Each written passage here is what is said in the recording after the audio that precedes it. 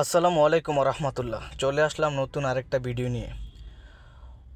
অনেকেই ছোটোখাটো বা বড় খামার করে থাকেন।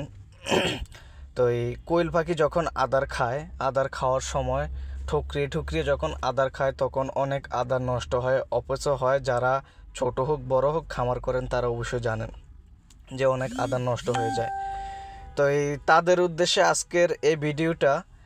যাদের কোয়েল পাখি আদার নষ্ট করে, আদারগুলা নিচে পড়ে যায়, অপচয় হয়, নষ্ট হয়, ওই আদারগুলা কিভাবে কাজে লাগাবেন ওই উদ্দেশ্যে আজকের এই ছোট ভিডিওটা।